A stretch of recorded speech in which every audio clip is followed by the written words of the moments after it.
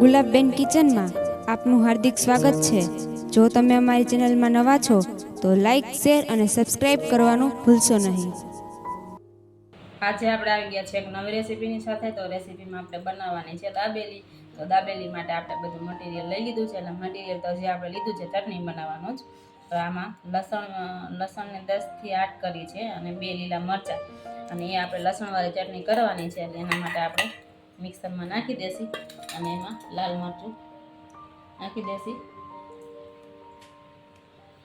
અને પછી આપણે આને મિક્સરમાં એકદમ ઝીણું એવું પીસી લેસી। હવે આ આપણે લીલા મરચાંની ચટણી બનાવવાની છે, એટલે આ પીચાઈ જાય એટલે પછી આપણે આને મિક્સરમાં નાખી દઈશું, એટલે એમાં પણ સરસ એવી ચટણી બની જશે। એટલે આપણે આટલી એમાં એડ કરી દઈશું કોથમરી।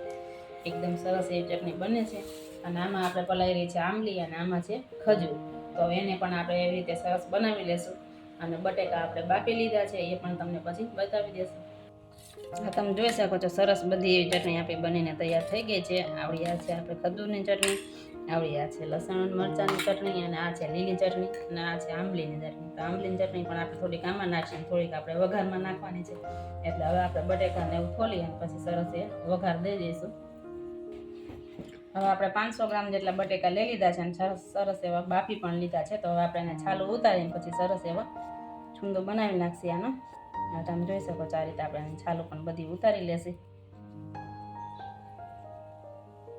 હવે જોઈ શકો છો બધા બટેકાની છાલું આપણે ઉતરી ગઈ છે, અને હવે આપણે આને આ રીતે છૂંદું કરી નાખશે અને પછી સરસ એવાને વઘાર દઈ દઈશું। જરાક હજી ગરમ લાગે છે।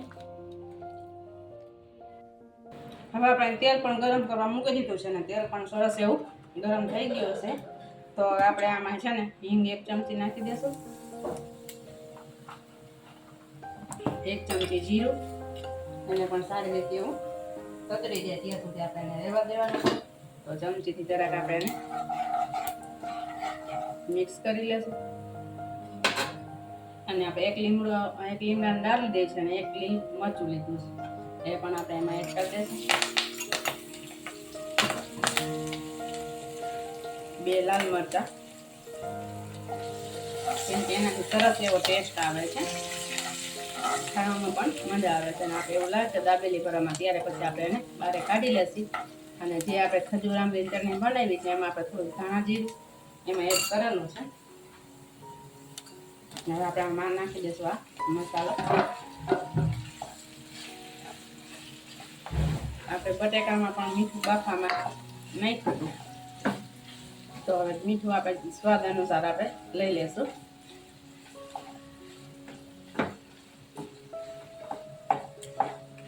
સરસ એવો મિક્સ થઈ ગયો છે તેલમાં।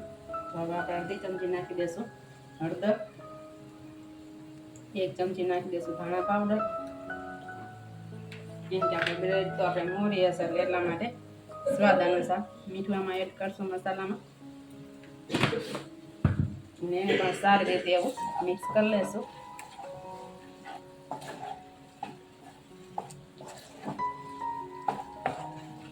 મસાલો એકદમ કેમ કે 1 પાવરા તેલમાં આપણે વઘારીએ એટલે એ કોરી મોરી થાય છે, એટલા માટે આપણે 3 પાવરા તેલામાં એટલે મોટી 3 ચમચી તેલની નાખી છે।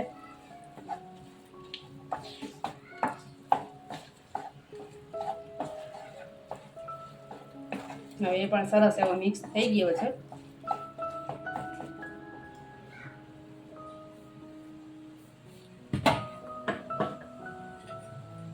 તો આપણે આ ખજૂરની જે ચટણી બનાવી હતી એમાંથી આપણે 2 થી 3 ચમચી એમાં એડ કરી દઈશું।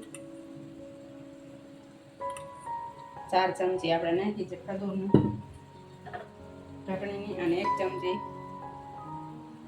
2 ચમચી જેવી આંબલીની નાખી દઈએ, જેથી કરી સરસ એવી ખાટી મીઠી થાય છે મસાલો। હવે એને પણ સારી રીતે એવો મિક્સ કરી લેશે,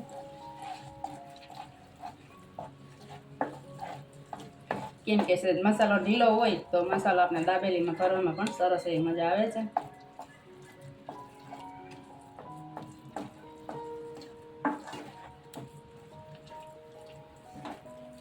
એને પણ સરસ એવું મિક્સ કરી લીધું છે। હવે તમે તીખો મોરો જે પ્રમાણે મસાલો રાખવા માંગતા હોય એ પ્રમાણે રાખી શકો છો। તો આપણે 2 ચમચી લાલ મરચું પાવડર એડ કરી દઈશું, એને પણ એવો મિક્સ કરી લેશી।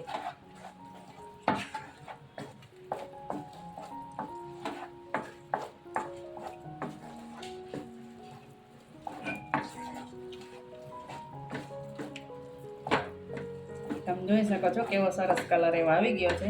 ઓલી કચ્છી દાબેલીનું જેવું નામ છે ને એ ટાઈપ જ આપણો મસાલો બનશે.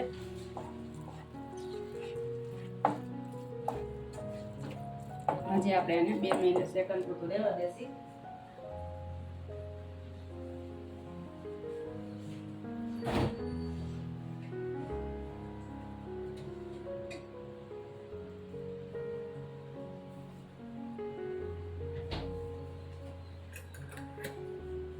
થોડી એમાં એડ કરશું આપણે લીલી કોથમરી.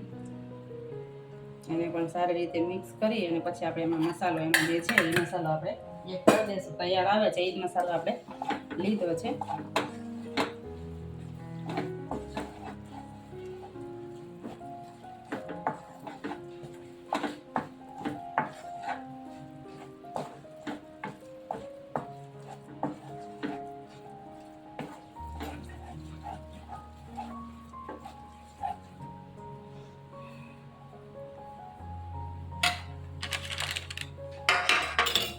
સરઠનો મસાલો આવે છે, આપણે એ જ મસાલો લીધો છે.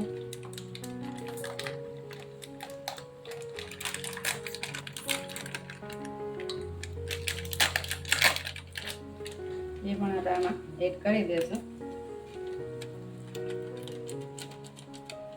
જોશો તો આપણે પાછો ઉપરથી એમાં એડ કરશું.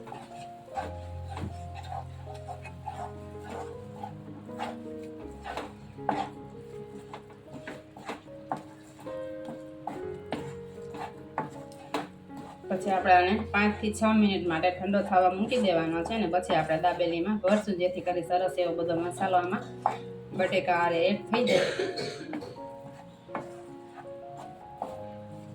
તો હવે આપણે ગેસની ફ્લેમ કરી દઈશું બંધ અને 5 થી 10 મિનિટ પૂરતો આપણે આને ઢાંકીને રાખી દઈશું, જેથી સરસ એવો ઠંડો થઈ જાય.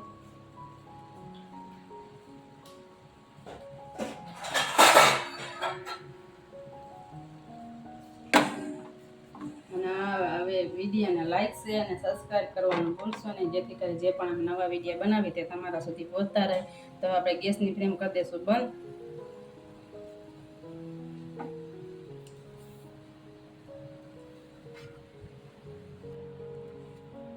મસાલો જોતા મોઢામાં પાણી આવી જાય એવું બન્યો છે. તો હજી આપણે દાબેલી બનાવશે તો કેવી બનશે તમે જુઓ. એકદમ બજારમાં મસાલો હોય એ ટાઈપ જ બન્યો છે. હવે આપણે આને એક પ્લેટમાં કાઢી અને ઠંડો થવા મૂકી દેશું.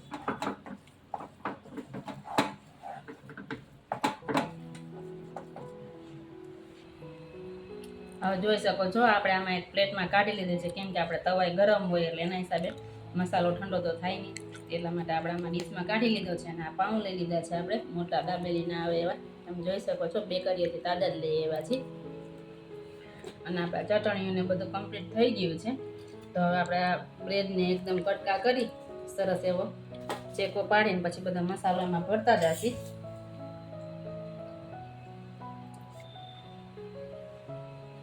આ રીતે ચાકુથી મદદથી એને ચેકો પાડી દેશે. તમે જોઈ શકો છો. હવે આપણે આમાં લીલી ચટણી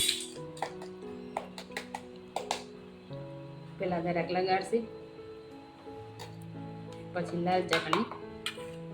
તમારે તીખી મોરી જે પ્રમાણે રાખવી એ પ્રમાણે તમે રાખી શકો છો. પાઉં એકદમ સરસ તાજા છે એટલા માટે એ કૂણા છે એકદમ ફૂલાયેલા. હવે આપણે મસાલો એમાં ભરી દઈશું. તાજા પાઉં જ છે એટલે એના માટે એ તૂટી જાય છે, કાંઈ વાંધો નહીં, પણ આપણે ચાલશે. હવે આ રીતે બધા મસાલામાં ભરી દેસી. તમે જોઈ શકો છો કેવો સરસ મસાલો એમાં ભરાઈ ગયો છે. તો હવે આપણે ઉપરથી નાખી દઈશું એમાં સેવ, પછી નાખી દઈશું બી,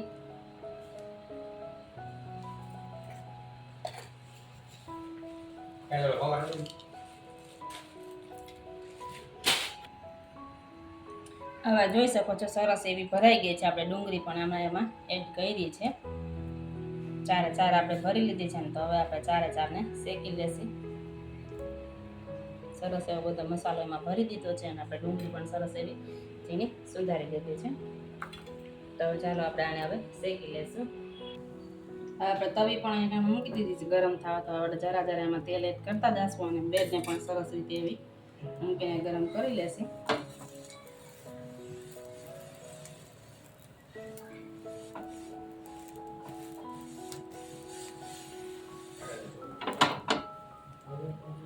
જરાક પાછું જરાક તેલ આ સાઈડ નાખી દઈએ પછી બીજી બ્રેડને દાબેલીને મૂકી દેશું.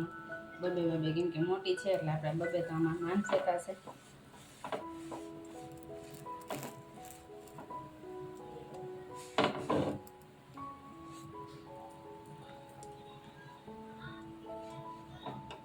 આ રીતે પલટાવી નાખશું.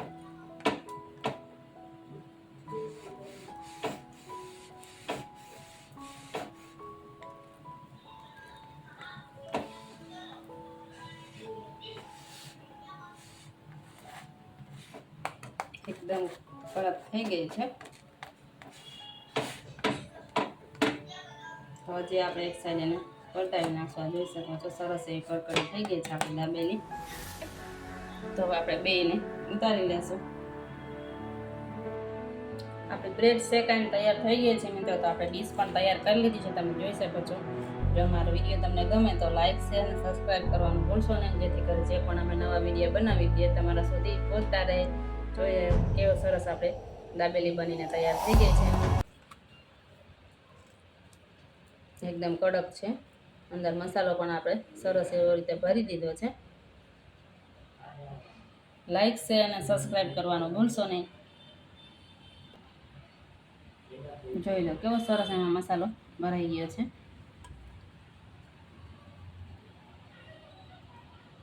એકદમ ખાવામાં એવી મજા આવે. ચોમાસું છે એટલે અત્યારે તો એકદમ ટેસ્ટી આપણી દાબેલી બનીને તૈયાર થઈ ગઈ છે.